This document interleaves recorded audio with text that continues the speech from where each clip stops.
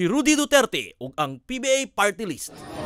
Kani Party List, PBA Party List. Pagwa mo yung iksuwat, ano na lang basketball, PBA.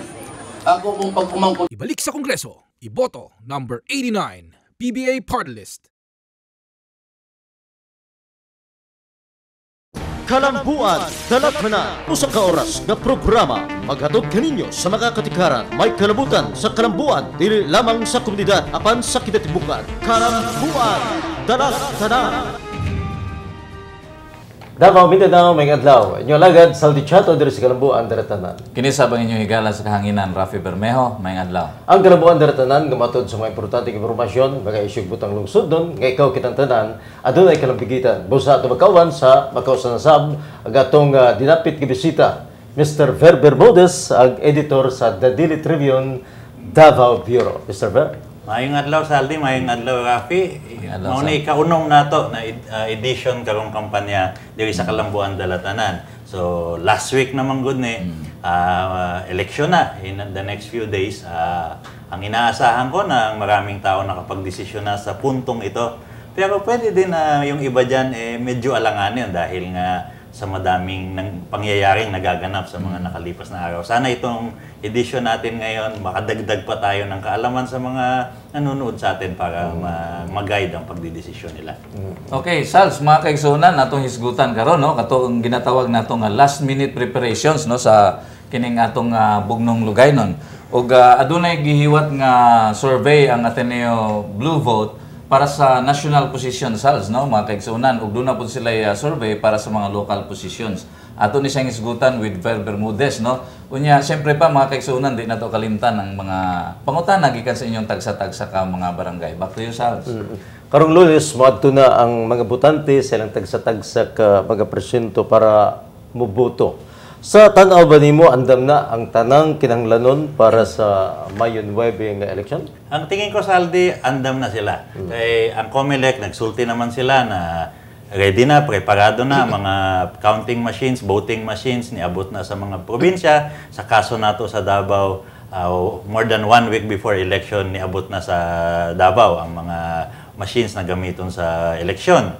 Ang PNP pod nagsulti pod sila na andam pod sila. Kat ng pagpatuman sa mga balaod kay special law ang ang mahitabo sa eleksyon na tay gun ban, na tay liquor ban ug daghang pang ibawal diha kanang mga suot-suot na mga costume, campaign materials during the campaign proper, na pod bawal diha na 1 day before election undang na ang kampanya.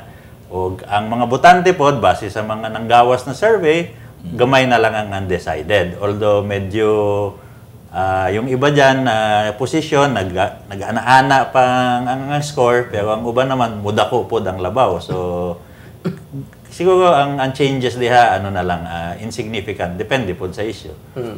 May mga naglalabasan pang mga malalaking issue sa mga huling araw bago ang eleksyon. Tingin mo ba makaka-epekto ito sa mga desisyon ng mga botante? Sabihin na lang natin na depende yan sa issue, Saldi. Kasi halimbawa, kung ang tao, ang word na gagamitin mo dyan kanang na disillusion. Kanang kung muhatag kang issue, kinanglan, it should be strong enough para mabago mo pa ang isip ng tao. Bibigyan kita ng practical example. Ang pagboto kasi para din yan, pagdi-decide magpakasal. Kung nag-decide ka na itong papakasalan mo, ano pa ba ang magiging rason para umatras ka pag-araw nang ikakasal ka na? Although napapanood natin sa mga teleserye, nangyayari yan sa mga sine, bakit hindi sa eleksyon?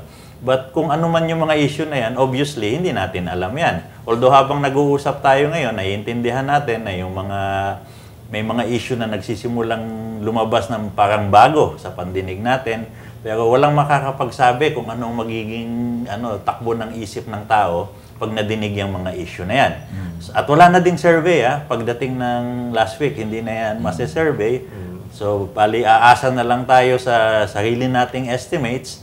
Kung halimbawa, ang survey, itong araw na to, 10 araw bago mag-eleksyon, tapos bigla may lumabas ng issue na pwedeng magpabago sa takbo ng utak ng mga botante, hindi na natin malalaman sa isa pang survey yun. Malalaman na lang natin yung pinakatotoong survey. Eleksyon na talaga natin malalaman. Kaya kung ang tanong, makaka-apekto ba yan, hintayin nyo na lang yung bilangan. Ilang araw na lang eleksyon na, Sir Ver, no? At naririnig natin, klase-klase, samut-sari, issue, malalaki, no? Lumalabas na, ilang araw bago maggalalan.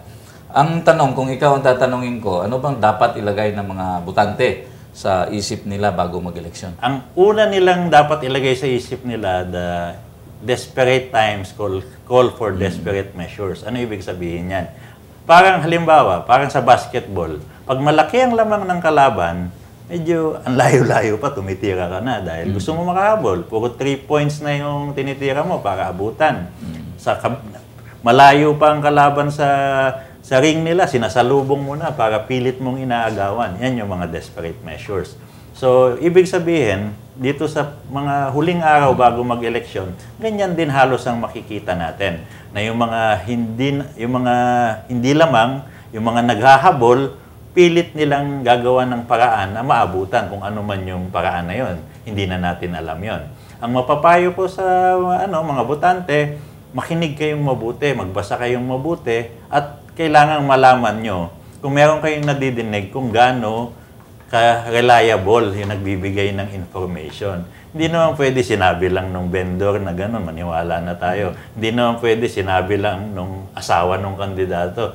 Ibig sabihin, we also look at the credibility of our sources. Importante yan. Tayo sa media, alam natin yan.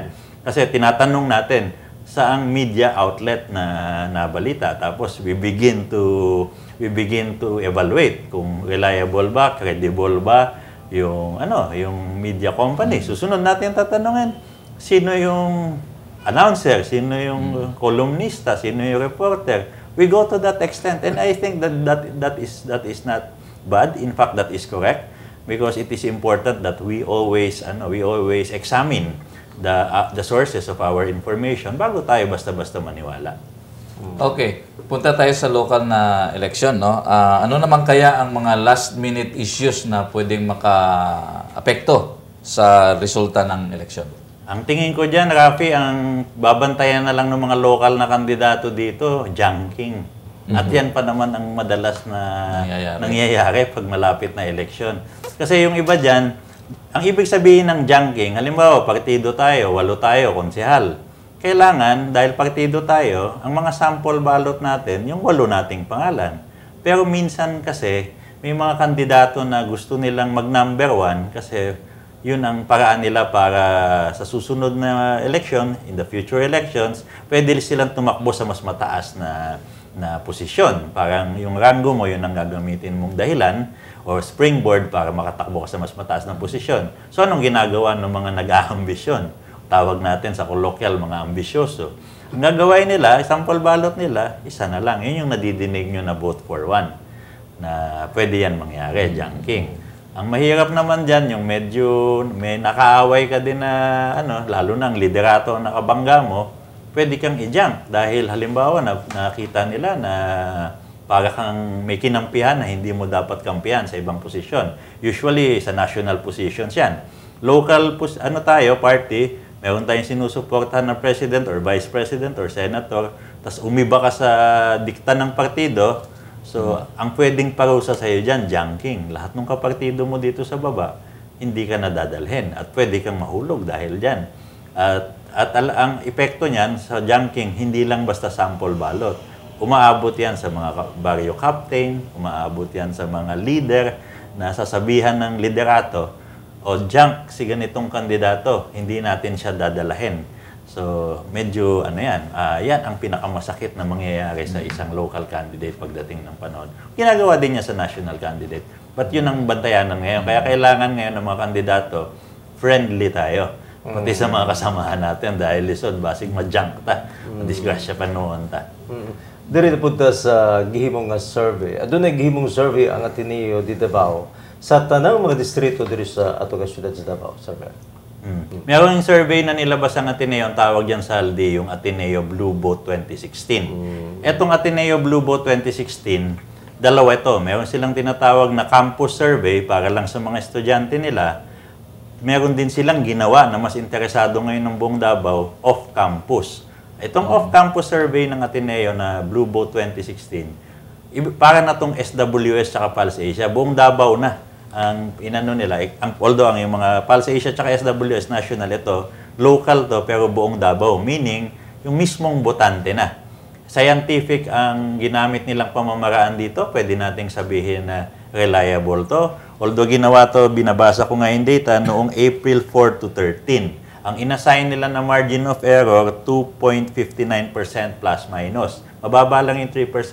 2.59 is all for purpose of rounding it off, is 3%. Ano ibig sabihin nun? Ibig sabihin nun, pag ang rating mo ngayon is, let's say, 51%, pwedeng plus 3, magiging 54, pwede ding minus 3, magiging 48. Yun ang ibig sabihin ng plus minus 10%. Tapos, ang confidence level nila, 95%. Meaning, meron silang paniwala na itong survey namin, kung magkamali man to, 5% lang inaalat namin na pagdudahan to. 95% buo ang kumpiyansa namin na ang survey ng Ateneo Blue Boat, tama. Nakalagay din dito, 1,430 respondents for a city of Davao which is rather small compared to the country. With 55 million voters nationwide, ang minsan ang sampling lang ng survey, 1-2. Davao City, 900,000 voters registered. Pag biometrics, bababa pa ng konti. But they have 1,430 respondents. Ibig sabihin, mas mataas ang confidence level nito. Pinag-aralan to, Saldi. Huwag mo ito ikukumpara dun sa ibang survey. Kasi yung ibang survey, lalo na yung sa mga media companies, maski sino pwede tumawag dyan eh. Hindi ko sila dinidiscredit. Tama yun. Hindi sila nagsisinungaling. Kaya lang, hindi yan scientific. Ibig ko sabihin, kung halimbawa, yung mga tao ng politiko tumawag dyan, hindi mo yung matatanggihan. So, minsan, nagkakaroon ng diferensya yon. Hindi katulad ng scientific survey for purpose o para malinawan lang ng mga tao, ganito kasi yan. Pag sinabi natin na 55% babae, 45% lalaki, susundin yun. Kasi yun ang lumalabas sa demographics ng election population eh. So, ibig sabihin, pag pang 46% ka na lalaki, mas gusto mo pang sumagot sa survey, hindi na pwede. Kasi pinag-aralan yon. Age bracket, pinag-aralan, economic class, class A, class B, class C, class D, para maging representative siya ng profile ng isang lugar. Medyo hindi madali gumawa ng scientific survey, kaya wag na natin masyadong pagdudahan. Dalawa lang naman yan eh. Tama yan dahil maayos nilang ginawa, so therefore sa susunod na election papaniwalaan natin sila ulit. O gusto mong laruin yan, malayo ang lumabas na resulta, sigurado ako susunod na election, wala ka na. Face to face yan. Hindi yan pwedeng yung tao ghost, yung hindi nag-i-exist. Ang ginagawang survey ng Ateneo, naglalagay sila ng mga surveyors, pinapalakad talaga nila yan, tapos tinatanong isa-isa. Ganun ang yan. Sa Ateneo survey, sa Presidente at Vice President, so sa inyong nakita ni Server? Katulad ng inaasahan, ang lumabas na kombinasyon dyan, Duterte-Cayetano. Dahil nga alam nating lahat na si Cayetano, ang kandidato ni Duterte, maliwanag sa isipan natin ng preferred candidate natin, yung sarili nating pangbato. Si Mayor Rodrigo Duterte, tumatakbong presidente. Hindi nakakapagtaka kung kunin niya halos lahat ng boto sa Davao City. Kasi, kumbaga, sarili mo na to na pambato. Lumalaban na sa pinakamataas na posisyon ng bansa. At pabalik-balik nating nadidinig, sinasabi ni Mayor Duterte sa mga rally, sinasabi niya sa mga advertisement na ang Vice President niya si Cayetano. So, yun ang lumabas sa Ateneo Blue Boat Survey sa President and Vice President. At katulad din ng inaasahan, ang nakasunod kay Cayetano, si Bongbong Marcos. Kasi merong ALDAB dito sa Davao yung tinutulak ng PBA party list. Ibang katiwiran nila dyan, hindi naman sila miyembro ng PDP Laban o nung partido ni Duterte. So, namili sila nung tingin nila mas makakatulong kay Mayor Duterte na katiket at tingin nila si Bongbong Marcos yun. Yun ang lumabas sa survey. Si Bongbong yung nakasunod. Pero yung sa presidente, wala na. Hindi mo na pwede sabihin second. Ito, babasahin ko sa iyo, Saldi. Si Mayor Duterte, 88%. Ang sumunod sa kanya, si Grace po, 1.5%. So, wala pang 2%. At sumunod sa kanila, si Vice President Binay, 1%. Pangatlo. Pang-apat, si Marojas, less than 1%, 0.6%. Halos wa na, di na makitaan ba? Ug si Miriam Santiago, pinaka-last, 0.3%. So, wala pang 1%. So, makikita mo na ang trend ng Davao sa eleksyon na ito, maliwanag na ang pinili nila para maging presidente, si Mayor Duterte. Okay. Titingnan natin yung doon sa pagka-senador, doon sa survey na ginawa ng Ateneo, Server. Sino bang nangunguna doon at anong masabi mo doon sa resulta? Very interesting to, Rafi, kasi ang medyo inaasahan natin dito, ang dapat taga Mindanao eh. Pero ang nanguna, base dito sa Mindanao nga, si Subiri pala, taga Mindanao, di ba? So, Bukidnon ang nanguna. Tapos sinundan siya ni Ping Lacson na taga Cavite, pero dati siyang senador, 31%. Si taga Cebu, madaming Cebuano sa Davao. Si Serge Osmeña, sumunod si Frank Drilon dahil Senate President, inaasahan natin yon.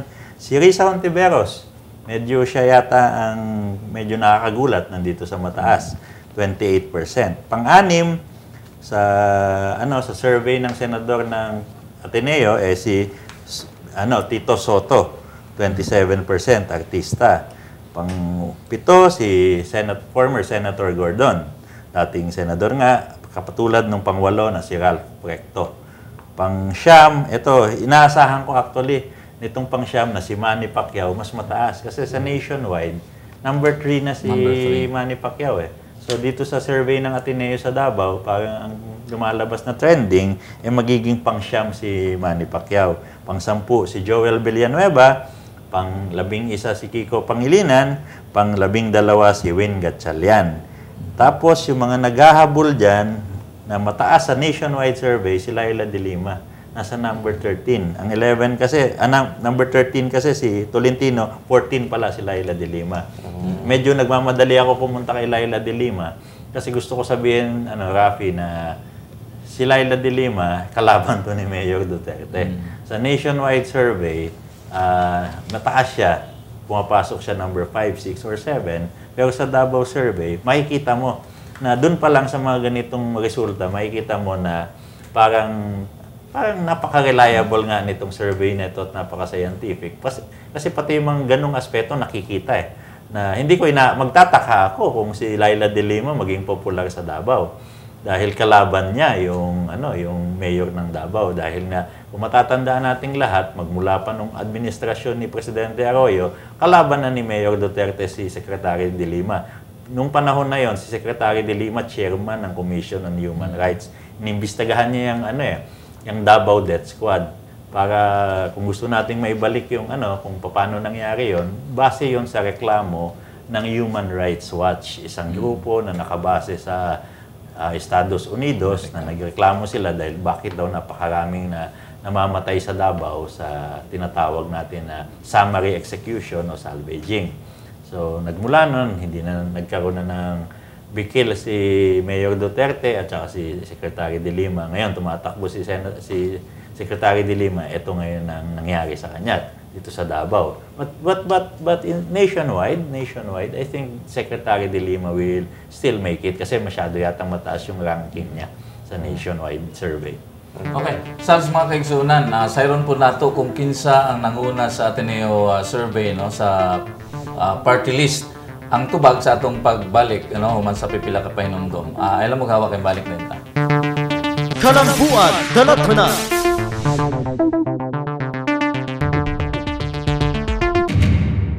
Si Rudy Duterte ug ang PBA Party List. Kani party list, PBA, party list. Pagwa mo yung iksuwat, ano na lang basketball, PBA. Ako kung pagkumangkot. Ibalik sa Kongreso, iboto number 89, PBA Party List. Si Rudy Duterte ug ang PBA Party List. Kani party list, PBA, party list. Pagwa mo yung iksuwat, ano na lang basketball, PBA. Ako kung pagkumangkot. Ibalik sa Kongreso, iboto number 89, PBA Party List. Kalambuan, Dalatana. Balik na sa atong programa ang Kalambuan Dalatanan. Mga kaigsunan, atong kinahisgutan katong nahitabong survey nga gihimo sa Ateneo Blue Vote, no? Karon gayon na atong sayron kay Mr. Ver Bermudez kung kinsa pod unsa pod iyang nakita no nga nanguna dito sa party list dito sa survey nga gihimo sa Ateneo. Sir Ver, sino man? Nabasa ko Rafi itong survey ng Ateneo, masaya ang Davao dito. Dahil ang PBA party list na tubong Davao naguna sa survey ng Ateneo, number 1 siya. Tapos consistent to sa national survey, nagipagawas katong March na ang PBA party list nationwide, appeal po dito sa mga nag-una na siguradong makakuha og 1 seat sa House or even more. Tapos, kung titingnan mo itong ginawa ng Ateneo na survey sa Davao sa mga party list, ang nagsunod, Gabriela. Kanya, significant po ni kay ang Gabriela ipanguluhan sa taga Davao, Davawin niya, si Luz Ilagan. Na karon dagan konsehal pero siya incumbent na representante sa Gabriela na naglingkod sa Kongreso. Ang ikatulo, ang A-teacher na nigawa sa survey ng party list sa Davao, taga Davao gihapon ang naglingkod sa A-teacher. Incumbent ni na party list na naglingkod ron sa Kongreso, si Mariano Piamonte Jr. Ano man na siya, Davaoenyo po na siya. O ang ikaupat, upat man lang itong gilista sa, sa Ateneo survey, katong bayan muna. Kaya ang bayan muna, taga Davao gihapon ang naglingkod, si Kaloy Sarate, si Attorney Carlos Sarate. Kauban nato sa una sa media. Reporter po si Kaloy, ug nagkolumnista. Karon tananet, bali gidala ni sa mga banggiitan sa Davao kaning mga nanguna sa party list sa Ateneo survey. Although, admittedly, malaki ang advantage ng PBA, di ka matingala diha, siya ay number 1, tungod, gi-back upan ni Mayor Duterte. Isa pa may pinakahawod sa politika sa Davao, si Mayor Duterte naman good. Unya, nag-back up po sa PBA, o spokesman pa, Nograles. I-back upan to ni former Speaker Nograles, incumbent Congressman Carlo Nograles, unya ang nominee nila og spokesman si Coco Nograles. So, kung number 1 ang PBA sa survey ng Ateneo sa Davao City, dito katingalaan kay mao man ay i-expect nato. Okay. Sa paguna sa PBA sa Ateneo survey, naigipagula ka statement si PBA party list spokesman Jericho Coco Nograles Server. Ato kining pagbasahon, seeing the PBA emerging as the top party list choice for the May 9 elections has inspired us to work harder towards the realization of the people's aspirations to put in the reforms in the area of sports in particular and government in general. Ang imong reaction? Ang keyword dito, Saldi, yung word na reforms, reforma, kausaban. Kaya ang gisulti sa PBA party list, maghatag silang reforma sa sektor ng sports. Na mag-introduce sila ng Philippine Sports Academy o magbutang sila, hangyoon nilang gobyerno, national government na mag-create ng Department of Sports and Culture. So, mahulog na sa reforma. Unya, kung obserbahan nimo ang dagan sa mga plataforma na nag-succeed kaning kampanya, kanang mga nagdala ng reforms. Si Mayor Duterte nag-top sa survey on the campaign sa para tunay na pagbabago. So reforms gihapon na. Typical yan sa sa mga bata pa na demokrasy katulad ng Pilipinas. Kay daghan patang unsa ba? Gitun-an daghan patang gusto usabon, daghan tang trial and error, natay buhaton masayop ta mangita na pud ta ang kausaban. So, manay problema pod kay ang administration keep on changing and changing. Daog karon paglingkod nimo, human nimo termino nimo, daghan ka ng kontra. Kay kanang gipasalig nimo na ihatag nimo, di man na mahitabo. Kay third world country tayo, pobre tayo. Ingon nila dato daw ang Pilipinas kay daghan dato, di man ingana ang pagsabot sa kung say dato na nasod. Ang Pilipinas makita ni mo na pobre siya kay kinahanglanon natong dakong airport di ta kabuhat. Watay kwarta. Kinahanglanon nato na daghang MRT, daghang train di ta kabuhat kay kuwang kwarta. Ang kwarta gigamit sa armed forces kay na yung mga rebelde, ang kwarta gigamit sa mga DSWD kay dagang tabangan na mga pobre, ang kwarta gidala sa education kay kinahanglan natay public school kung dili walay kay eskwela. So the national government collects this much money and they do not have enough to finance everything that we need to become a good nation. It will take time. Taas gud na panahon. Ang problema diha, it tends to create instability. Kaya nga pasalig ko ron. Kanya, buhaton na ako. Pag human 6 years, di na ako na-deliver. So, ang kontra na napod na ako mudaog. Pag lingkod sa kontra na ako, presuhon ko. So, away na. Kanya, siya na pod lingkod. Pag human unong katuig, di man niya pod ma-deliver ta ng gipasalig niya. So, ang kontra na pod niya mo daog. Pag daog sa kontra niya, siya naman pod preso. Manay na itabo. We saw former President Estrada ending up in jail because he was the political opponent of Gloria Arroyo, and then Gloria Arroyo ending up in jail because Aquino was the political enemy of the Arroyo family. Ngayon, may mga sinasabi na baka daw si Noynoy Aquino, pag mapildi ang kandidato niya, siya naman pod kasuhan. Si Mayor Duterte, kung magkomedya na siya, ustorya pagani siya na di ko magpresidente, kaya di ko gusto mapreso. Pag magpresidente ka sa Pilipinas, sigurado mapreso ka agad. But that was in the context of maybe 90% joke, pero may ounce of truth eh. Kaya for the past 2 presidencies, we have seen that. Okay. Sa isa pang bahagi ng statement ni PBA spokesman Jericho Coco Nograles pagkatapos manguna ang PBA sa Ateneo survey, ito ang kanyang sinabi: "We credit this to the trust bestowed upon us by our volunteers, supporters, and endorsers. Foremost among them is Davao City Mayor Rodrigo Duterte, the leading presidential candidate